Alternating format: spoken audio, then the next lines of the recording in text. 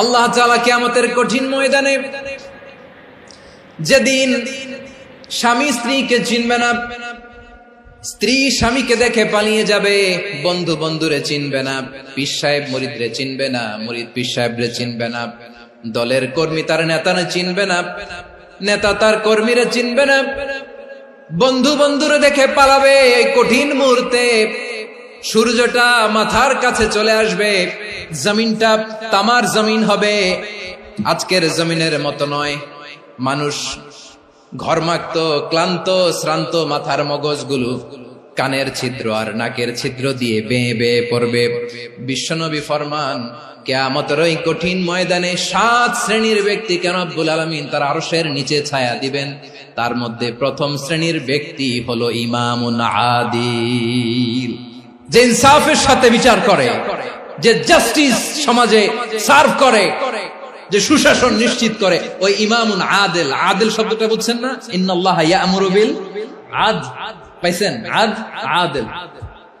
7 শ্রেণীর ব্যক্তিকে আল্লাহ তাআলা সুশীতল আরশের নিচে ছায়া দিবেন, যেদিন তার দেয়া ছায়া ছাড়া কোনো ছায়া থাকবে না। এর প্রথম হচ্ছে ইমামুন আদিল, ন্যায়পরায়ণ শাসক। চিল্লায় বলেন সুবহানাল্লাহ। আবার বিশ্বনবী বললেন, ইন্নাল মুকসিতিনা ইনদাল্লাহি আলা মানাবিরা মিন নূর আন ইয়ামিনির রহমান। কিয়ামতের দিন যারা ন্যায় পরায়ণ হিসেবে আল্লাহর সামনে দাঁড়াবে, কিয়ামতের দিন রব্বুল আলামিন তার আরশের ডান দিকে ওই ন্যায় পরায়ণ লোকদের জন্য আরশের ডান দিকে একটা নূরের মিম্বারে তাদেরকে বসার সুযোগ করে দিবে। আল্লাহর আরশের ডান দিকে ন্যায় পরায়ণ লোকদের জন্য আল্লাহ তাআলা নূরের মিম্বার বানাবে। 4টে কেন কথা মনে করেছেন? আল আদাল, জাস্টিস। ইন্নাল্লাহা ইয়া'মুরু বিল আদল। আল্লাহ তাআলা এই আদালতের নির্দেশনা দেন, সুবিচার, সুশাসন। প্রিয় ভাইয়েরা, এটা আমরা বাংলাদেশে চাই কি চাই না? এই যে অরাজকতা, এই যে অন্যায়, এই যে জুলুম, এই যে ইনকনসিস্টেন্সি, সমাজের অসঙ্গতির প্রধান কারণ জাস্টিস নাই, সুবিচার নাই, সুশাসন নাই। শেষবারের মতো আওয়াজ করে বলেন তো, আমরা বাংলাদেশে আদল চাই কি চাই না? তাহলে প্রথম নির্দেশনা শেষ। আল্লাহ তাআলা তোমাদেরকে আদলের আদেশ দেন। এরপরে আল্লাহ বললেন, আমি তোমাদেরকে ইহসানের আদেশ দেই। ইন্নাল্লাহা ইয়া'মুরু বিল আদলি ওয়াল ইহসান। আমি তোমাদেরকে যেমনি আদলের নির্দেশনা দেই, তেমনি ভাবে তোমাদেরকে ইহসানের নির্দেশনা দেই। ইহসান, আওয়াজ করে সবাই বলেন তো ইহসান। ইহসান মানে কারো প্রতি সফট হার্টেড হওয়া, মহানুভব হওয়া, অনুগ্রহ পরায়ণ হওয়া, অনুগ্রহশীল হওয়া, একে অপরের প্রতি দয়াদ্র হওয়া। একে অপরের প্রতি দয়াদ্র, অনুগ্রহশীল হওয়া ছাড়া মানবিক সমাজ কশিনকালেও গঠন করা সম্ভব না।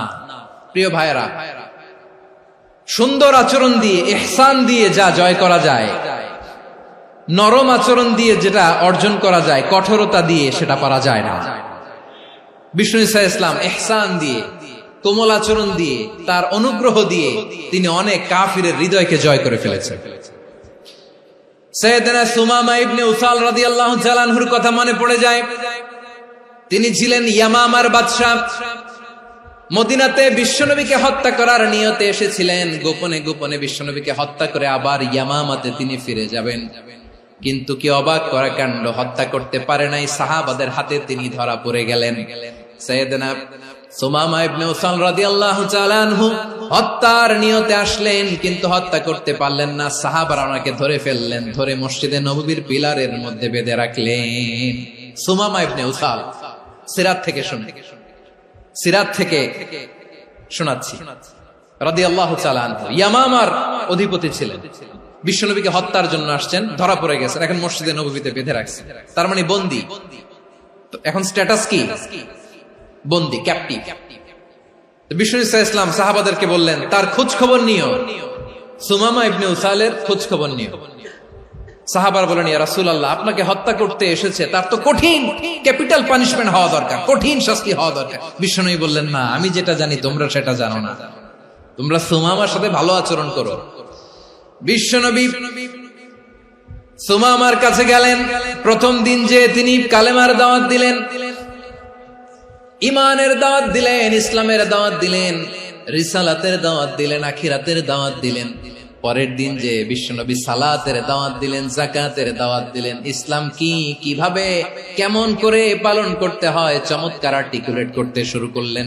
তন্ময় হয়ে সুমামা ইবনে উসাল রাদিয়াল্লাহু তাআলা আনহু বিশ্বনবীর কথাগুলো শুনতে আরম্ভ করলো। একদিন নয়, 2 দিন নয়, টানা 3 দিন বিশ্বনবী সুমামার কাছে ইসলামকে প্রেজেন্ট করেছেন, উপস্থাপন করেছেন। আওয়াজ করে বলেন, কয় দিন? 3 দিন। 3 দিন মসজিদে নববীতে বাধা। আর সাহাবীদেরকে বললেন, তার খোঁজ খবর নিও, তোমরা যে রুটি বানাও এর মধ্যে সবচেয়ে ভালো আটার রুটিটা তারে দিও, সবচেয়ে রিফাইন্ড খেজুর, যেটা পিওর খেজুর, এটা তারে দিও। আর বিশ্বনবী নিজের ওট থেকে দুধ দহন করে ওনার বাড়ির এক কর্মচারীকে বলেছেন, দুধ দহন করে সুমামার জন্য নিয়ে যেও। সুবহানাল্লাহ পড়বেন না? সবাই তো অবাক, ইয়ামামা থেকে আসছে নবীকে হত্যা করতে, বিশ্বনবী দেখে তারে জামাই আদর করে। একদিন নয়, 2 দিন নয়, টানা 3 দিন বিশ্বনবী এভাবে সুমামার কাছে যেয়ে যে ইসলামকে প্রেজেন্ট করতে আরম্ভ করলেন, ইসলামকে উপস্থাপন করতে শুরু করলেন। আর তাকে চমৎকার এন্টারটেইনমেন্ট, আপ্যায়ন দিতে আরম্ভ করলেন। টানা 3 দিন যখন ইসলামের দ্য বিউটিজ অফ ইসলাম, ইসলামের সুমহান বাণী, সৌন্দর্য তার কাছে উপস্থাপন শেষ, তাকে আপ্যায়ন শেষ, বিশ্বনবী বললেন সাহাবাদেরকে, যাও এবার সুমামার হাতের পায়ের রশি দুটো খুলে দাও। সাহাবারা তর্ক জুড়ে দিলেন, লা ইয়া রাসূলুল্লাহ, এমনটা করবেন না তো, ভয়ঙ্কর ভয়ঙ্কর খুনি, কি জানি কি হয়ে যায়। বিশ্বনবী বললেন, না, তার হাতে পায়ের রশিগুলো খুলে দাও। সাহাবারা বিশ্বনবীর কথা মতো তার হাতে পায়ের রশিগুলো খুলে দিল। সুমামা মুহূর্তের মধ্যে মসজিদে নববী থেকে বের হয়, ইয়ামামায় ফিরে না যে মসজিদে নববীর পাশে একটা খেজুর বাগান ছিল, সেখানে চলে গেলেন। সেখানে একটা ছোট্ট কুয়া ছিল, কুয়ার পানি দিয়ে তিনি গোসল করলেন। সুবহানাল্লাহ পড়েন। কুয়ার পানি দিয়ে গোসল করে মসজিদে নববীর সামনে এসে বিশ্বনবী এবং সাহাবাদের সামনে দাঁড়িয়ে সাব্বাবা উঁচু করে বললেন, আশহাদু আল্লা ইলাহা ইল্লাল্লাহ ওয়া আশহাদু আন্না মুহাম্মাদান আবদুহু ওয়া রাসূলুহু। আমি সাক্ষ্য দিচ্ছি আল্লাহ ছাড়া কোনো ইলাহ নাই, আর মুহাম্মদ আল্লাহ তাআলার প্রেরিত বান্দা এবং রাসূল। প্রিয় ভাইয়েরা, ইহসান দিয়ে যা জয় করা যায়, কঠোরতা দিয়ে সেটা কশিনকালেও জয় করা যায় না। আওয়াজ করে বলেন, ঠিক কি না? এবার সুমামা দাঁড়িয়ে বলে, ওগো নবী, আমি তো কালিমা পড়ে মুসলমান হয়ে গেলাম, এবার শোনেন, এই মুহূর্তের আগে আপনার চেহারার চাইতে নিকৃষ্ট কোনো চেহারা আমার কাছে ছিল না, কিন্তু শাহাদা পাঠ করার পরে আপনার চেহারার চাইতে উত্তম শ্রেষ্ঠ কোনো চেহারা আমার কাছে আর নাই। ও নবী, আজকের দিনের আগে ইসলাম ধর্মের চেয়ে নিকৃষ্ট অপছন্দনীয় কোনো ধর্ম আমার কাছে ছিল না, কিন্তু এই মুহূর্ত থেকে ইসলামের চেয়ে সেরা শ্রেষ্ঠ পছন্দনীয় কোনো ধর্ম আমার কাছে নাই। নবী গো, আজকের দিনের আগে মদিনার চাইতে অপছন্দনীয় নিকৃষ্ট কোনো শহর আমার কাছে ছিল না, কিন্তু এই মুহূর্তের পর থেকে মদিনার চাইতে কোনো শ্রেষ্ঠ শহর আমার জানা নাই। সে ছিল গমের বড় ডিলার, গম বেচতো। কি বেচতো? তার গম কিনে মক্কার লোকেরা রুটি খাইতো। সে ঘোষণা দিল, আজকে থেকে মক্কাবাসীদের জন্য সব গম আমি হারাম করে দিলাম, মক্কাবাসী এখন না খেয়ে মরে। সুবহানাল্লাহ পড়বেন না? মক্কাবাসী বিশ্বনবীর কাছে আসলেন, এসে বললেন, মুহাম্মদ, আমরা তো তোমার ভাই, তোমার চাচা, তোমার ভাতিজা, তোমার আত্মীয়, তুমি সুমামারে বলো সে যেন আবার গমের সাপ্লাই মক্কার জন্য অনুমতি দিয়ে দেয়। বিশ্বনবীর অনুমতি ক্রমে সুমামা আবার মক্কাতে গম পাঠাতে শুরু করলো। পড়েন সুবহানাল্লাহ। ইহসান, ইহসান দিয়ে আপনি যেটা জয় করতে পারবেন, you can win the heart of your enemies. ইহসান দিয়ে আপনি আপনার শত্রুর হৃদয়কে জয় করতে পারবেন। এজন্য আল্লাহ বললেন, ওয়া আনফিকু ফি সাবিলিল্লাহি ওয়া লা তুলকু বিআইদিকুম ইলাত তাহলুকা ওয়া আহসিনু ইন্নাল্লাহা ইউহিব্বুল মুহসিনিন। তোমরা আল্লাহর রাস্তায় দান করবে আর নিজেরা নিজেদেরকে ধ্বংসের হাতে ঠেলে দিও না। তোমরা একে অপরের প্রতি ইহসান করবে, কারণ ইহসানকারীদেরকে আল্লাহ বড্ড ভালোবাসেন। সুবহানাল্লাহ পড়েন। আবার সূরা রহমান আল্লাহ বললেন, হাল জাযাউল ইহসানি ইল্লাল ইহসান ফাবিআইয়ি আলা, সবাই পড়েন ফাবিআইয়ি আলাই রাব্বিকুমা তুকাযযিবান। ইহসানের প্রতিদান হিসেবে ইহসানি হয়। বিশ্বনবী সুমামার প্রতি যেমন ইহসান করেছেন, সুমামাও ঠিক তেমন ইহসান ফিরিয়ে দিয়েছে, ঠিক কিনা বলেন? তাহলে 1 নম্বরে হচ্ছে আদ, ন্যায় বিচার। 2 নম্বরে সবাই বলেন ইহসান, সদাচরণ। ইহসান 2 ধরনের প্রিয় ভাইরা, ইহসান ফিল ইবাদা, ইহসান ফিল মুআমালা। ইহসান ফিল ইবাদা হচ্ছে একাগ্র অনুভবে ইবাদতে ডুব দেওয়া, এর নাম ইবাদতের ইহসান। সুবহানাল্লাহ পড়ুন। বিশ্বনবী বলেন ইহসান মানে কি জানো নাকি? হাদিসে জিবরিলে সাইয়েদনা জিবরিল আলাইহিস সালাম বিশ্বনবীকে বললেন আখবিরনি আনিল ইহসান। নবী আমাদেরকে বলেন ইহসান মানে কি? বিশ্বনবী বললেন আনতা আবুদাল্লাহ কাআন্নাকা তারাহু ফাইন লাম তাকুন তারাহু ফাইন্নাহু ইয়ারাক। ইহসান মানে হলো এমন ভাবে তুমি আল্লাহর সামনে নিজেকে উজাড় করে ইবাদত করবে, তুমি ভাববে তুমি আল্লাহকে দেখতে পাচ্ছ। আর এটা যদি ভাবা তোমার জন্য কঠিন হয়ে যায়, অন্তত এতটুকু তুমি ভাববা যে আল্লাহ তোমাকে দেখতে পাচ্ছেন, ঠিক কিনা বলেন? ও আমার বীর চট্টলার ভাইয়েরা, কেউ যেটা দেখে না সেটা দেখে কে? এই বিশ্বাস হৃদয়ের মধ্যে আছে?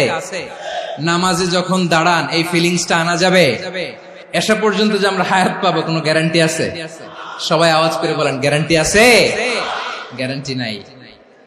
এজন্য বিষ্ণু ইসলাম বলেছে এমন ভাবে নামাজে দাঁড়াও, ইবাদত করো, মনে করো হতে পারে এটাই আমার জীবনের শেষ নামাজ।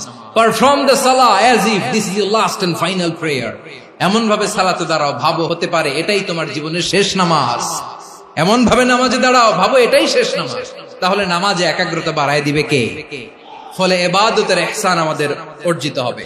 আর মুআমালাতে ইহসান হলো, বিশ্বনবী বলেন ইন্নাল্লাহা তাবারাকা ওয়া তাআলা كتب الإحسان على كل شيء فإذا قتلتم فأحسنوا القتلة وإذا ذبحتم فأحسنوا الذبح وليحد أحدكم شفرته وليرح ذبيحته। ইহসান 2 ধরনের, আওয়াজ করে বলতে হবে কয় ধরনের? একটা হচ্ছে ইহসান ফিল ইবাদা, ইবাদতে ইহসান। ইবাদতে ইহসান কি? একাগ্র অনুভব দিয়ে ইবাদত করা, মন প্রাণ দিয়ে ইবাদত করা। আর মুআমালাতে ইহসান কি? সব কাজে, দৈনন্দিন কাজে, কর্মে, সামাজিক অ্যাক্টিভিটিতে কোমলতা প্রদর্শন করা, অনুগ্রহের সাথে সবকিছু করা। আল্লাহ তাআলা ইন্নাল্লাহা তাবারাকা ওয়া তাআলা কাতাবাল ইহসানা আলা কুল্লি শাই, তিনি সবকিছুর ব্যাপারে ইহসানকে আবশ্যক করেছেন। সবকিছু, মুমিনের সব কাজে ইহসানের পরশ থাকবে। ওয়া ইযা কাতালতুম ফাহসিনুল কিতলা, বিষ্ণুই বলেন তুমি যখন কাউকে হত্যা করো ইহসানের সাথে করো। সুবহানাল্লাহ পড়বেন না? যখন হত্যা করো তখনও ইহসানের সাথে। আচ্ছা হত্যা করবো আবার ইহসান আসবে করতে, করে তো মেরেই ফেলবো আমি। আল্লাহ, ও ভাই একজন খুন করেছে, খুনি, রাষ্ট্রীয় আইনে তার শাস্তি হয়েছে ডেথ পেনাল্টি, মৃত্যুদণ্ড। এখন মৃত্যুদণ্ড দেখে আপনি যেমনি মন চায় তেমনি মারবেন লোকটারে? ওর নাক কেটে ফেলতে পারবেন? ওর কান কাটতে পারবেন? ওর চোখ উপড়ে ফেলতে পারবেন আপনি? যেমন মন চায় তার অঙ্গহানি করা যাবে না। ইহসানের সাথে তাকে হত্যা করো। সুবহানাল্লাহ, this is Islam, this is the true essence of Islam. ওয়া ইযা যাবাহতুম ফাহসিনু যাবহা, যখন জবাই করবে তখনও ইহসানের সাথে জবাই করবে। করব জবাই, ওইখানেও নাকি ইহসান। আচ্ছা কুরবানির দিন আমরা পশুগুলোরে কি করি বলেন সবাই আওয়াজ করে? জবাই। জবাই মানে তো এটার মেরেই ফেলতেছি, একটু পরে তো টুকরো টুকরো করে গোশতগুলো খাবো, এটা তো খাবো, এটা তো মেরেই ফেলবে। বিষ্ণু বলে না, জবাইয়ের মধ্যেও মুমিনের জবের ভেতরেও ইহসানের পরশ থাকা চাই। যখন জবাই করবে প্রাণীটাকে হাত পা টাইট করে বেঁধে নাও, ছুরিটাকে শার্পেন করে নাও, ধারালো করে নাও, যাতে অল্প সময়ে জবাইটা হয়ে যায়, প্রাণীটা যাতে কম কষ্ট পায়। সুবহানাল্লাহ পড়ে। দিস ইজ কল্ড ইহসান। আল্লাহ তাআলা যেমনি আদলের আদেশ করেছেন, ন্যায় বিচার, জাস্টিস এনশিওর করতে বলেছেন, সমাজে ইহসানের ব্যবহার, ইহসানের অনুশীলন তিনি করতে বলেছেন। এজন্য মুমিনের প্রতিটি কাজে, আমার চট্টগ্রামের ভাইয়েরা আমার দিকে তাকান, খেয়াল করে শুনুন, মুমিন জীবনের প্রতিটি কাজে ইহসানের পরশ থাকা চাই। আমরা যেন আমাদের পরিবারের প্রতি ইহসান করি, আমরা যেন আমাদের কর্মচারীদের প্রতি ইহসান করি, আমরা যেন আমাদের কলিগদের প্রতি ইহসান করি, আমরা যেন আমাদের ভাইদের প্রতি ইহসান করি। মুমিন জীবনের প্রতি কাজে ইহসানের পরশ থাকার দরকার আছে না নাই? কথা বুঝতে পেরেছেন? তাহলে আল্লাহ তাআলার তিনটা আদেশ ছিল, কয়টা গেল? প্রথমে কি ছিল? আদল। 2 নম্বরে, 3 নম্বরে রব্বুল আলামিন বললেন ওয়া ইতাইযিল কুরবা, নিকটাত্মীয়দেরকে দান করো। নিকট আত্মীয়দেরকে দাও, যারা তোমাদের ব্লাড কানেকশনের আত্মীয় তাদেরকে তোমরা দাও।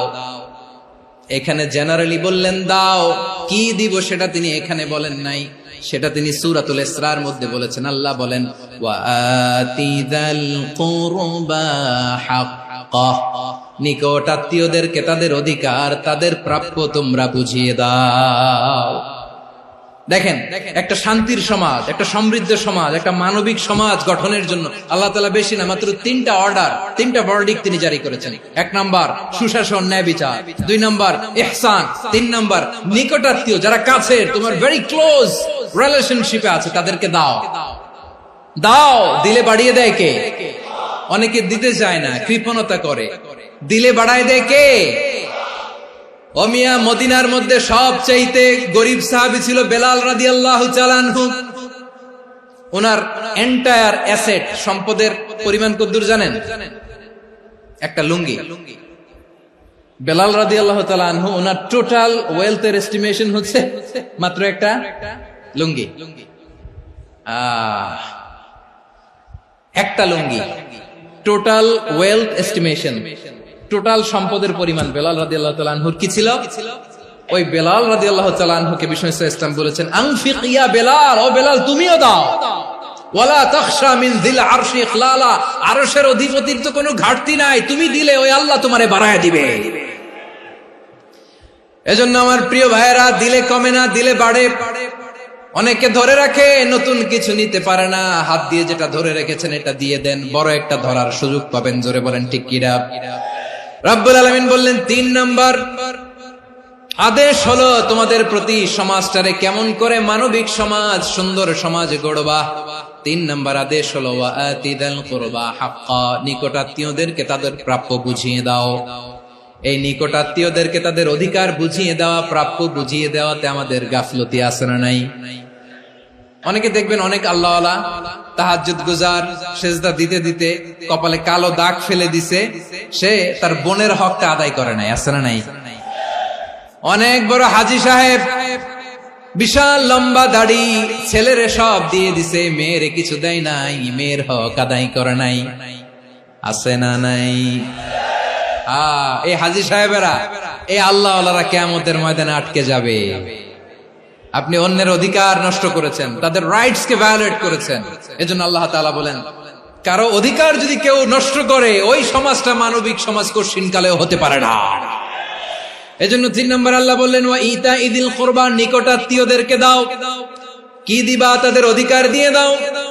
বোনের অধিকার বুঝিয়ে দাও, মেয়ের অধিকার বুঝিয়ে দাও, ফুফুর অধিকার বুঝিয়ে দাও। দেখবেন অনেক মায়েরা ছেলের পাতে মুরগির রান দেয়, মেয়ের পাতে দেয় মুরগির ঠ্যাং।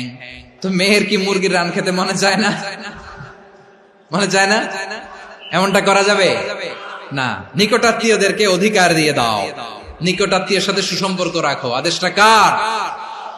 এজন্য প্রিয় ভাইয়েরা, জীবনে যদি বারাকা অর্জন করতে চান, নিকটাত্মীয়দের সাথে সুসম্পর্ক রাখতে হবে, তাদের জন্য উপহার পাঠাতে হবে। বিশ্বনবী বলেন লা ইয়াদখুলুল জান্নাতা কাতে, যে ব্যক্তি আত্মীয়তার সম্পর্ককে ছিন্ন করে দেয়, সে কঠিন কালেও আল্লাহর জান্নাতে ঢুকবে না। আপনি কি এটারে সহজ হাদিস মনে করছেন? এটা সহজ কথা? আপনি ভাবছেন আপনার নামাজ আপনারে বাঁচাতে পারবে, আপনার রোজা বাঁচাতে পারবে, আপনার তাহাজ্জুদ আপনারে বাঁচাতে পারবে? অধিকার নষ্ট করলে কিছুই আপনারে বাঁচাতে পারবে না। এজন্য নিকট আত্মীয়দেরকে দিতে হবে বেশি বেশি। বিশ্বনবী বলেন ইন্না সাদাকাতা আলাল মিসকিনি সাদাকা ওয়া আলা যির রাহিমি ইসনাতান সাদাকাতুন ওয়া সিলা।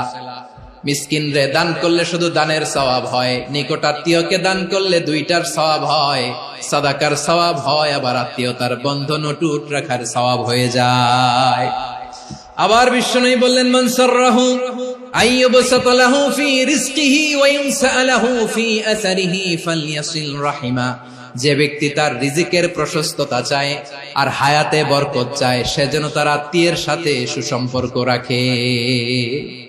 আমার প্রিয় চট্টলার ভাইয়েরা, আমাদের রিজিক বাড়ুক, এটা আমরা চাই কি চাই না? সবাই চান? হ্যাঁ, আমাদের রিজিকে প্রশস্ততা আসুক, চাই কি চাই না? আমাদের হায়াতে বরকত আসুক, আমরা চাই কি চাই না? এই দুইটা যদি চান তাহলে নিকটাত্মীয়দের সাথে সুসম্পর্ক রাখবেন। পারবেন? তাহলে সমাজটারে মানবিক সমাজ বানায় দিবে কে? তিনটা আদেশ চলে গেল। 1 নম্বরে কি ছিল? 2 নম্বরে, 3 নম্বরে নিকটাত্মীয়দেরকে দান। আল্লাহ তাআলা তিনটা জিনিসের যেমনি আদেশ করেছেন, অনুরূপ ভাবে তিনটা বিষয় তিনি বারণ করেছেন, নিষেধ করেছেন। ওগুলোর কাছেও যাওয়া যাবে। রাব্বুল আলামিন বলেন, ওয়ায়ানহা আনিল ফাহশাই ওয়াল মুনকারি ওয়াল বাগি। আমি যেমনি তিনটি বিষয়ে আদেশ করলাম, অনুরূপ ভাবে তিনটি বিষয়ে বারণ করলাম, নিষেধ করলাম। আমার 1 নাম্বার নিষেধাজ্ঞা হলো অশ্লীলতার প্রতি। ফাহশা, ওয়ায়ানহা আনিল ফাহশা, আল্লাহ তাআলা অশ্লীলতাকে নিষেধ করেছেন। কোন জিনিসকে? সবাই বলুন, কোন জিনিসকে? যত ধরনের, যত টাইপের, যত ক্যাটাগরির অশ্লীলতা হতে পারে সব অশ্লীলতাকে হারাম করেছেন কে? ফাহশা মানে কি? কথায়, কাজে, আচরণে, কমেন্ট, ফেসবুকের কমেন্টসে যত ধরনের নোংরামো আছে, যত ধরনের অশ্লীলতা আছে, এটাকে আরবিতে বলে ফাহশা। রাব্বুল আলামিন বলেন, কুল ইন্নামা حرم ربي الفواحش ما ظهر منها وما بطن। ও নবী, আপনি বলে দেন, আমার রব প্রকাশ্য, অপ্রকাশ্য, স্পষ্ট কিংবা অস্পষ্ট, দৃশ্যমান কিংবা অদৃশ্যমান সব অশ্লীলতাকে হারাম করেছেন। সব ধরনের অশ্লীলতা হারাম। আল্লাহ তাআলা আমাদেরকে অশ্লীলতা থেকে বাঁচান। এবার বলেন, আমাদের সমাজে অশ্লীলতা আছে না নাই? অশ্লীলতা নানা ভাবে, নানা নামে, নানা মোড়কে আমাদের সমাজে আছে না নাই? সংস্কৃতির নামে, ফ্যাশনের নামে, বিনোদনের নামে, উপন্যাসের নামে, কনসার্টের নামে অশ্লীলতা আছে না নাই? আপনি দেখেছেন কনসার্ট গুলোর অবস্থা? আমাদের তরুণ তরুণীরা, আমাদের যুবক যুবতীরা, আমাদের জেনজিরা, কি অবস্থা ওইখানে? কনসার্টের নামে অশ্লীলতা আছে না নাই? ছেলে মেয়ে একে অপরকে জড়ায় ধরতেছে, একে অপরকে চুমু খাচ্ছে, প্রকাশ্যে, দিবালোকে, গণমানুষের সামনে। আল্লাহ তাআলা এই অশ্লীলতা থেকে আমাদেরকে বেঁচে থাকতে বলেছেন। রূপালী জগতের নামে অশ্লীলতা আছে না নাই? এই টার্মটা আপনারা জানেন না? রূপালী জগৎ কি জগৎ? আসলে কি রূপালী জগৎ না অন্ধকার জগৎ? আমার বোনেরা, আপনাদেরকে যে কি বলে তারা বুঝায়, রূপালী জগৎ শুনেই আপনি ভরকে যাবেন না। রূপালী জগতে যে নারী যত বেশি উলঙ্গ, সে নাকি তত বেশি সাহসী। জানেন? বলে এটা একটা সাহসী নারী, খুব সাহসী পদক্ষেপ তার। যত বেশি শরীর থেকে কাপড় নামাতে পারবে, যত বেশি বস্ত্রহীন হয়ে নিজেকে প্রেজেন্ট করতে পারবে, সে নাকি তত বেশি সাহসী। আমার চট্টলার ভাইয়েরা, শয়তানের প্রথমে এজেন্ডা ছিল বনি আদমকে বস্ত্রহীন করা। সে আদম এবং হাওয়া আলাইহিস সালামকে নিষিদ্ধ গাছের ফল খাইয়ে তাদেরকে বস্ত্রহীন করেছে। এই জামিনেও সে আমাদেরকে বস্ত্রহীন করতে চাইবে। এই রূপালী জগতের নামে তারা এটা করে। আমার প্রিয় বোনেরা, আপনি জানেন না আপনার দাম কত? ওরা আপনাদেরকে বিজ্ঞাপনের সস্তা পণ্য বানাতে চায়। ওরা আপনাদেরকে ওদের ভোগের লিপসার টুলস বানাতে চায়। ওরা আপনাদেরকে দিয়ে ওদের খায়েশ পূরণ করতে চায়। এটা আপনাদের জন্য মোটেও ডিগনিটি নয়, এটা আপনাদের জন্য সম্মান নয়। আপনার সম্মান শালীনতায়, আপনার সম্মান হেজাবে, আপনার সম্মান ভদ্রতায়, আপনার সম্মান আপনার ডিসেন্ট পোশাকে। পোশাক বলে দেয় এই নারীটা ভদ্র না অভদ্র। পোশাক বলে দেয় এই মেয়েটা কোন ঘরের মেয়ে। আপনি জানেন না? আপনারা সস্তা পণ্য বানায়, ভোগের পণ্য, বিলবোর্ডে আপনাকে উলঙ্গ করে উপস্থাপন করে। এই অশ্লীলতার সাথে ইসলামের কোন সম্পর্ক। এজন্য আল্লাহ বলেন, আমি অশ্লীলতাকে হারাম করেছি। অশ্লীলতাকে হারাম করার প্রথম কারণ হলো এর মাধ্যমে মানবতাকে অপমানিত করা হয়।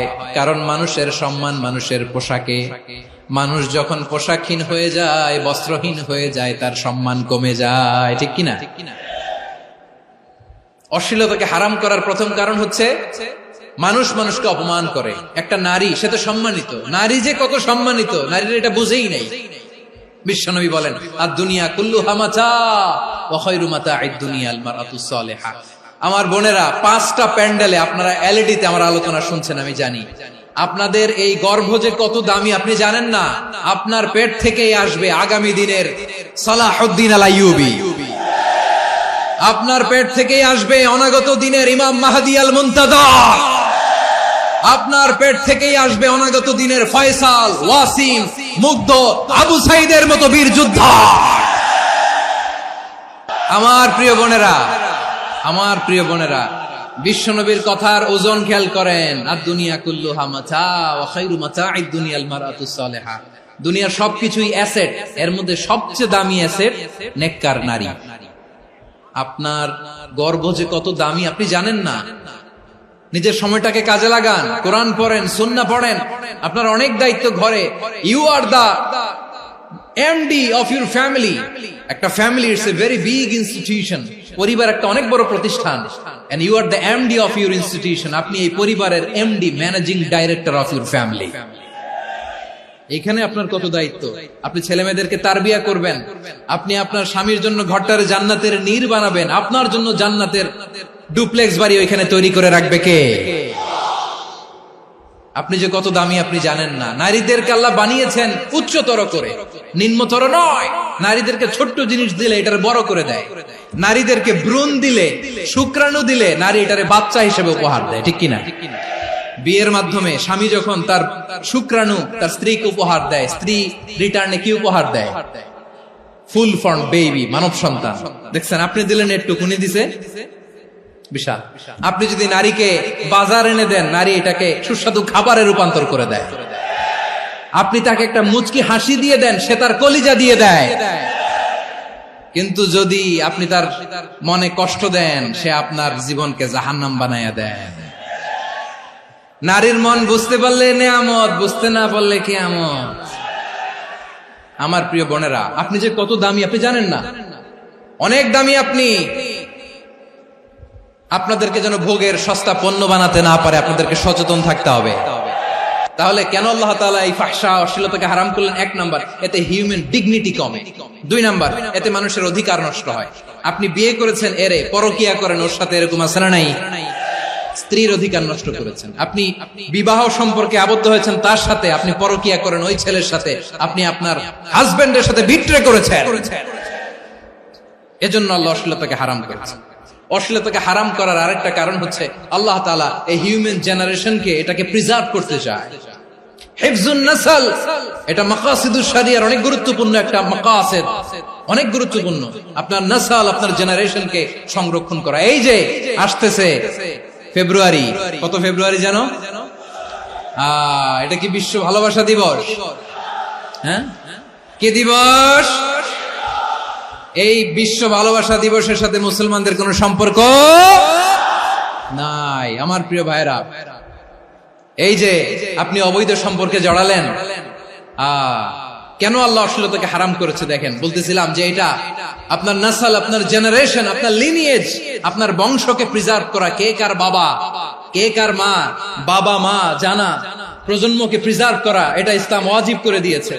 এই যে অবৈধ সম্পর্কের কারণে, বিশ্ব বেহায়া দিবসের কারণে, এগুলোর আউটকাম, আউটপুট হিসেবে মাঝে মাঝে এই ঢাকা মেডিকেলের ডাস্টবিনে নবজাতকের বাচ্চার কান্নার আওয়াজ শুনতে পাওয়া যায়। চট্টগ্রাম মেডিকেলের ডাস্টবিনে নবজাতকের কান্না শুনতে পাওয়া যায়। বীর চট্টলার মুসলমানেরা বুঝতে পারলে আওয়াজ করে বলেন, এই যে চট্টগ্রাম মেডিকেলে যে নবজাতকটা পাওয়া গেল, ওর বাবাকে আমাকে বলেন, ওর মাকে, ও কোন ফ্যামিলির সন্তান কেউ জানে? আপনি হিউম্যান ডিগনিটিকে অপমান করেছেন না? আপনি তার ভবিষ্যৎকে অন্ধকার করেছেন না? আপনি তার লিনিয়েজকে প্রশ্নবিদ্ধ করে দিয়েছেন না? এই জন্য আল্লাহ তাআলা অশ্লীলতাকে আমাদের জন্য হারাম করে দিয়েছেন। পড়েন সুবহানাল্লাহ। এই জন্য রাব্বুল আলামিন বলেন, কুল ইন্নামা হারামা রাব্বিয়াল ফাওয়াহিশা মা যাহারা মিনহা ওয়া মা বাতান। প্রকাশ্য অপ্রকাশ্য সব অশ্লীলতাকে হারাম ঘোষণা করে দিয়েছে কে? আবার দুনিয়ার বুকে যারা অশ্লীলতার প্রসার করে তাদের জন্য শাস্তি মজুদ রেখেছে কে? রব্বুল আলামিন বলেন, ইন্নাল্লাযীনা ইউহিব্বুনা আন তাশিআল ফাহিশাতু ফিল্লাযীনা আমানু লাহুম আযাবুন আলীমুন ফিদ দুনিয়া ওয়াল আখিরাতি ওয়াল্লাহু ইয়ালামু ওয়া আনতুম লা তা'লামুন। নিশ্চয়ই যারা বিশ্বাসীদের মাঝে অশ্লীলতার প্রচার প্রসার করতে চায় তাদের জন্য আমি মর্মন্তুদ শাস্তি প্রস্তুত করে রেখেছি, দুনিয়াতেও রেখেছি, আখিরাতেও রেখেছি। ঘোষণাটা কার? যারা এই নাটকের নামে, সিনেমার নামে, রূপালী জগতের নামে, মুভির নামে, ওটিটি প্ল্যাটফর্মের নামে আমার সমাজে অশ্লীলতা ছড়াতে চায় তাদের জন্য কঠিন মর্মন্তুদ শাস্তি মজুদ রেখে দিয়েছে কে? ও আমার বোনেরা, এখনো আপনি জাগবেন না? এখনো আপনার চিন্তার দুয়ারে এখনো নাড়া পড়ে নাই? ওরা আপনাকে উলঙ্গ বানাতে চায়, ওরা আপনাকে আইটেম গার্ল বানাতে চায়। এজন্য ইসলাম অশ্লীলতাকে হারাম করেছে। হারাম। ইসলাম বলেছে যোজন যোজন দূরে থাকো, ওরা বলে না কাছে আসো, কাছে আসার গল্প, ক্লোজ আপ ওয়ান, কাছে আসার গল্প আছে না নাই? তাহলে অশ্লীলতার সাথে আমাদের কোনো সম্পর্ক? সবাই বলতে পারেননি, আওয়াজ করে বলুন, অশ্লীলতার সাথে আমাদের কোনো সম্পর্ক? আমরা এই সমস্ত ক্লোজ আপ ওয়ান, কাছে আসার গল্পের প্রোগ্রামে যাব? আমরা কোন ধরনের অশ্লীল কন্টেন্ট সোশ্যাল মিডিয়ায়, টিভিতে দেখব?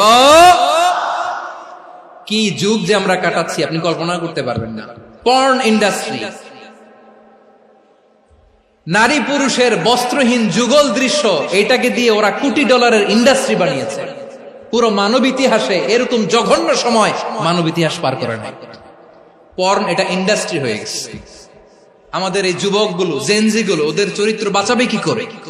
কেমন করে হেফাজত করবে ওদের এই মূল্যবান চরিত্র? আমার প্রিয় ভাইরা, এই অশ্লীলতার দ্য লেটেস্ট ভার্সন হচ্ছে LGBTQ, শরীফ থেকে শরীফা। শুনছেন আপনারা? দেখতে পুরুষ, আসলেই পুরুষ, সুস্থ একজন পুরুষ, 4 সন্তানের বাবা, বলে আমি মনে মনে নারী। দেখতে নারী, সুস্থ নারী, আসলেই সে দিব্যি একজন নারী, বলে আমি মনে মনে পুরুষ। সবচেয়ে ভয়ঙ্কর অশ্লীলতার সবচাইতে লেটেস্ট ভার্সন হচ্ছে এই ট্রান্সজেন্ডারিজম। সুস্থ পুরুষ তার বায়োলজিক্যাল গ্রোথকে হরমোন দিয়ে স্টপ করে দিয়ে সে সার্জারি করে নারী হতে চায়। সুস্থ নারী পুরুষ হতে চায়। পুরুষ পুরুষের প্রতি সেক্সুয়ালি আকর্ষণ বোধ করে। এটা লূত আলাইহিস সালামের কওমের মধ্যে ছিল। এটাকে আল্লাহ কোরআনে ফাহিশা বলেছেন। ওয়ালুতান ইয قال لقومه أتأتون الفاحشة ما سبقكم بها من أحد من العالمين। লূত আলাইহিস সালাম বললেন, তোমরা কি এমন এক অশ্লীল কার্যক্রমে ডুব দিলে নাকি যেটা গোটা বিশ্বের কেউ কখনো করে নাই, তোমরাই প্রথম করেছো? পড়েন নাউযুবিল্লাহ। এই পশ্চিমের এই রোগ আমার দেশে যেন আসতে না পারে, আমাদের সজাগ থাকতে হবে। প্রিয় ভাইরা, চিল্লায় বলেন ঠিক কি না? পশ্চিমের অবস্থা ভয়ঙ্কর। পাশ্চাত্যে, আমি যুক্তরাষ্ট্রে ছিলাম অনেকদিন, কয়েক মাস, বিভিন্ন স্টেটে ঘুরেছি। গার্ডিয়ানরা উদ্বিগ্ন, ছেলে মেয়েদেরকে, ছোট্ট ছেলে মেয়ে, ওদেরকে জিজ্ঞেস করে, তুমি how do you feel right now inside yourself? তুমি ভিতরে ভিতরে কেমন ফিল করো? তোমার কি ছেলে ছেলে লাগে না মেয়ে মেয়ে লাগে? আচ্ছা বলেন, এই ছোট্ট বাচ্চাটা ওকে এগুলো জেন্ডার অ্যাসাইনমেন্ট বলতে এগুলো কিছু বুঝে? এইভাবে মিসগাইড করা হচ্ছে। কৌতূহল বশত ছোট্ট ছেলে যদি বলে আমার তো মেয়ে মেয়ে লাগে, তখন বলে যে না তুমি মেয়ে, ছেলে না। মা বাবা বাধা দিলে ওকে আলাদা গভর্নমেন্ট হাউসে নিয়ে যায়। ভয়ঙ্করতম অবস্থা। আমরা একটা সময় শুনতাম যে হুজুর আমার ছেলেটা খুব ভালো, হাফেজে কোরআন, আল্লাহওয়ালা। হুজুর আমার ছেলে দাড়ি রাখছে, আল্লাহওয়ালা। হুজুর আমার ছেলে 5 ওয়াক্ত সালাত জামাতের সাথে পড়ে, তার মানে আল্লাহওয়ালা। পশ্চিমে যে আমি কি শুনছি জানেন? ওরা বলে হুজুর আমার ছেলেটা ইউনিভার্সিটির একটা মেয়ের সাথে প্রেম করে, ও খুব আল্লাহওয়ালা, হুজুর দোয়া করবেন। এর কারণ ওদের কাছে আল্লাহওয়ালার ক্রাইটেরিয়া হচ্ছে, হুজুর আমার ছেলেটা আরেক ছেলের পছন্দ করে নাই, আমার মেয়েটা আরেক মেয়েকে ভালোবাসে নাই, এজন্য আমার ছেলেটা আল্লাহওয়ালা, হুজুর ওর জন্য একটু দোয়া করে দিয়ে। কি চ্যালেঞ্জ ওরা ফেস করতেছে। ওনার ছেলে যে আরেক ছেলেরে বিয়ে করবে না, এটাতেই উনি খুশি যে আলহামদুলিল্লাহ আমার ছেলেটা একটা মেয়েরে ভালোবাসে, আমার মেয়েটা একটা ছেলেরে ভালোবাসে, মানে এটা খুব আল্লাহওয়ালা। নাউজুবিল্লাহ পড়তে পারলেন না? এজন্য অশ্লীলতার সাথে আমাদের কোন সম্পর্ক। রব্বুল আলামিন বলেন, ওয়ায়ানহা আনিল ফাহশাই ওয়াল মুনকারি ওয়াল বাগি, তিনটা জিনিসকে আমি নিষিদ্ধ করলাম। এক নাম্বার হলো ফাহশা, অশ্লীলতা। দুই নম্বরে হলো মুনকার, সমস্ত মন্দ কাজ। মুনকার মানে হচ্ছে যত মন্দ কাজ, খারাপ কাজ, বাজে কাজ, এটার বলে মুনকার। এটার কি বলে? আপনারা পড়ছেন না, তা'মুরুনা বিল মা'রুফি ওয়া তানহাউনা আনিল মুনকার। সৎ কাজের আদেশ, অসৎ কাজের নিষেধ। মুনকার, মুনকার হচ্ছে মানুষের স্বাভাবিক বিবেকবোধ যেটাকে খারাপ বলে, ওইটাই মুনকার। পৃথিবীর সব আসমানি গ্রন্থ যেটাকে খারাপ বলেছে, মানুষের স্বাভাবিক বিবেকবোধ যেটাকে খারাপ বলেছে, এগুলো সব মুনকার। যেমন ইফতিজিং, এটা কি ভালো না খারাপ? মজুদদারি, খাদ্যে ভেজাল দেওয়া, ওজনে কম দেওয়া, মাছে ফরমালিন মিশানো, চাঁদাবাজি, টেন্ডারবাজি, দখলবাজি, এগুলো আমাদের স্বাভাবিক বিবেকেই বলে এগুলো খারাপ, এগুলো হচ্ছে মুনকার। আল্লাহ তাআলা এই মুনকার থেকে আমাদেরকে বেঁচে থাকতে বলেন, আর শয়তান এই মুনকারের প্রতি আমাদেরকে উদ্বুদ্ধ করে। আল্লাহ তাআলা বললেন, ইয়া আইয়ুহাল্লাযীনা আমানু লা তাত্তাবিউ খুতুওয়াতিশ শাইতান ওয়া মান ইয়াত্তাবি' খুতুওয়াতিশ শাইতানি ফাইন্নাহু ইয়া'মুরু বিল ফাহশাই ওয়াল মুনকার। আল্লাহ বললেন, আমার গোলামেরা শোনো শোনো, ও আমার বিশ্বাসী বান্দারা খবরদার, তোমরা কশিনকালেও শয়তানের পদাঙ্ক অনুসরণ করবে না, কারণ শয়তান তোমাদেরকে অশ্লীলতা এবং মন্দ কাজের দিকে উদ্বুদ্ধ করে। আমাদের কাজ হচ্ছে, শয়তান আমাদেরকে যেদিকে নিতে চায় আমরা তার উল্টা দিকে যাব। শয়তান এই মন্দ কাজকে আমাদের কাছে বিউটিফাই করে, চাকচিক্যময় করে আমাদের সামনে উপস্থাপন করে। এজন্য আল্লাহ বলেন, মুনকারকে থামাতে হবে, মুনকার প্রতিরোধ করতে হবে। মুনকার প্রতিরোধের দায়িত্ব শুধু আমাদের নাকি? শুধু আপনার খতিব সাহেবের, ইমাম সাহেবের, নাকি মুসলিম উম্মার সবার? আওয়াজ করে বলুন, মুনকার, অসৎ কাজ প্রতিরোধের দায়িত্ব কার?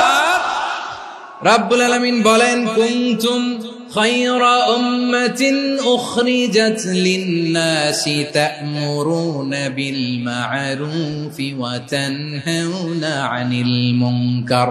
তোমাদেরকে শ্রেষ্ঠ জাতি করে জমিনের মধ্যে আবির্ভূত করা হয়েছে, যাতে করে তোমরা জমিনের ভেতরে সৎ কাজের আদেশ করতে পারো আর অসৎ কাজের নিষেধ করতে পারো। উম্মাহ, কুনতুম খায়রা, তাহলে গোটা উম্মার দায়িত্ব, এটা বুঝতে পারছেন তো? আচ্ছা, আরো নিচে আসেন। এরপরে আল্লাহ বললেন, শুধু উম্মাহ না, এই জমিনের রাজত্ব আমি যাদের হাতে দেই, এই জমিনের মালিক আমি যাদেরকে বানিয়ে দেই, যাদেরকে আমি সরকারের দায়িত্ব দেই, তাদেরকেও মুনকার প্রতিরোধের দায়িত্ব দিয়েছে কে? আল্লাহ বলেন, যারা ক্ষমতার মসনদে বসেছে তাদেরকে 4 দফা কর্মসূচি আমি আল্লাহ দিলাম। আওয়াজ করে বলেন, কয় দফা? আল্লাহ বলেন, আল্লাযীনা ইম্মাক্কান্নাহুম ফিল আরদি আকামুস সালাতা ওয়া আতাউয যাকাতা ওয়া আমারু বিল মা'রুফি ওয়া নাহাউ আনিল মুনকার ওয়ালিল্লাহি আকিবাতুল উমুর। যারা এই জমিনের উত্তরাধিকার হয়েছে তারা 4 দফা কর্মসূচি নিয়ে সামনে আগাবা। সালাত কায়েম করবা, যাকাত আদায় করবা, সৎ কাজের আদেশ দিবা, অসৎ কাজ থেকে মুনকার প্রতিরোধ করবা। আদেশটা কার? আমার প্রিয় চট্টলার ভাইরা, পুরো উম্মার দায়িত্ব মুনকার প্রতিরোধ করা, সরকার প্রধানের দায়িত্ব মুনকার প্রতিরোধ করা। এরপর আল্লাহ বলেন, প্রতিটা ফ্যামিলির যিনি প্রধান, সিইও, বাবা, প্রত্যেক বাবারও দায়িত্ব এই মুনকার প্রতিরোধ করা। আওয়াজ করে বলেন, ঠিক কিনা? যেমনটি সাইয়েদনা লুকমান আলাইহিস সালাম ওনার কলিজার টুকরা সন্তানকে আদেশ করেছেন, ইয়া বুনাইয়া আকিমিস সালাতা ওয়া'মুর বিল মা'রুফি ওয়ানহা আনিল মুনকার। পড়েন সুবহানাল্লাহ। বাবা ছেলেকে সবক দিচ্ছে। লোকমান আলাইহিস সালাম ছেলেকে বলতেছে, ওরে আমার কলিজার টুকরা সন্তান, ওরে আমার বাছা, নামাজ কায়েম করবা, সৎ কাজের আদেশ দিবা, আর মুনকার প্রতিরোধ করবা, অসৎ কাজ, সমাজ থেকে খারাপ কাজকে ঝেঁটে বিদায় করে দিবা। তাহলে দেখেন আমি স্টেপ বাই স্টেপ নামলাম। পুরা উম্মার দায়িত্ব, জমিনের উত্তরাধিকারী আল্লাহ যাদেরকে বানিয়েছেন সরকার, তাদের দায়িত্ব, প্রতিটি ফ্যামিলির প্রধানের দায়িত্ব। এরপরে বিশ্বনবী বলেন সচেতন প্রতিটি মুসলিমের দায়িত্ব সমাজ থেকে মুনকারকে উৎখাত করা। বিশ্বনবী বলেছেন, মান রাআ মিনকুম মুনকারান ফালিয়ুগাইয়িরহু বিয়াদিহি ফাইন লাম ইস্তাতি ফাবিলিসানিহি ওয়া ইন লাম ইস্তাতি ফাবিকলবিহি ওয়া যালিকা আযআফুল ঈমান। সমাজে যে মুনকার দেখবে, খারাপ কাজ দেখবে, সে যেন হাত দিয়ে সেটাকে থামায়। আমার প্রিয় ভাইরা, না থামালে আমরাই ডুববো শেষমেশ। আমাদের বাঁচার জন্য হইলেও থামাইতে হবে। রব্বুল আলামিন বলেন, ওয়াত্তাকু ফিতনাতাল লা তুসিবান্নাল্লাযীনা যালামু মিনকুম খাসসা। ও আমার গোলামেরা, ওই আযাবকে ভয় করো যে আযাব যখন আমি জমিনের বুকে পাঠাই শুধু জালেমদেরকেই মারি না, আলেমদেরকেও মারি। আযাব যখন আসে তখন শুধু জালিমই মরে না, আলেমও মরে। জানেন, মুসা আলাইহিস সালামের পায়ে একবার লাল পিঁপড়া, তো উনি রেগে মেগে পাশি দেখে লাল পিঁপড়ার বাসা, পা দিয়ে ডলে মুছে সবগুলো পিঁপড়া মেরে ফেলছে। এই ঘটনাটা আল্লাহ ঘটিয়েছেন এজন্য মুসা আলাইহিস সালাম ছিলেন কালিমুল্লাহ, সরাসরি আল্লাহর সাথে কথা বলতেন। তিনি আল্লাহকে জিজ্ঞেস করেছিলেন, আল্লাহ তুমি যখন কোন জনপদে আযাব পাঠাও, শাস্তি দাও, ওখানকার শুধু জালেমরাই তো মরে না, ভালো মানুষগুলাও মরে, তো আযাব দিবা মুশরিকদের উপর দিবা, অবাধ্যদের উপর দিবা, ভালো মানুষগুলোরে মারো কেন? আল্লাহ বললেন, মুসা তোমার যে কামড় দিছিল পায়ের মধ্যে পিঁপড়া, কয়টা পিঁপড়া? একটা পিঁপড়া, তো সবগুলারে মারলা কেন? রেগে মেগে পুরো পিঁপড়ার বাসা ভেঙে মেসাকার করলা কেন? আমি যখন অ্যাকশনে যাই, আমি যখন শাস্তি দেই, তখন এত বাস বিচার করা হয় না, বাস বিচার করা যায় না। যখন অ্যাকশনে যাওয়া হয় ওইটা ডাইরেক্ট অ্যাকশন হয়ে যায়। চিল্লায় বলো ঠিক কিনা? এজন্য আমাদের বাঁচার জন্য হলেও এই পাপ থামাতে হবে, এই শয়তানের অট্টহাসি থামাতে হবে, অন্যায় অপরাধ সমাজ থেকে আমাদের থামাতে হবে। কারণ আযাব আসলে ওরাও মরবে, আমরাও মরব। একটা জাহাজ 2 তলা, আপনি আছেন 2য় তলায়, নিচের তলার কিছু লোক জাহাজের তলা ছিদ্র করতে আরম্ভ করছে। কি ছিদ্র করতেছে? আচ্ছা, জাহাজের তলা ছিদ্র করলে তলা দিয়ে কি ঢুকে? এখন আপনি যদি বলেন আমার কি, আমি তো 2 তলায়, আমি তো ভালো আছি, ওরা ছিদ্র করে ওরা মরবে। আসলে কি শুধু ওরা মরবে? তলা দিয়ে যখন পানি ঢুকবে, জাহাজ ঢুকলে আপনিও মরবেন। এজন্য নিজে মরার আগে ওই পাগলগুলোর নিচতলায় যে থামাতে হবে। চিল্লায় বলেন ঠিক কিনা? এজন্য আল্লাহ বললেন, মুনকার প্রতিরোধের দায়িত্ব সমাজের টপ টু বটম সবার। এজন্য মুনকার প্রতিরোধ করার দরকার আছে না নাই? সমাজে এই যে ইফটিজিং হয়, আপনার বোনের বয়সী একটা মেয়েকে কিছু বকাটে টিটকারি করে, এই বলে সেই বলে, নোংরা কথা বলে, রাস্তায় দেখেও আপনি পাশ দিয়ে না দেখার মতো চলে যান কেন?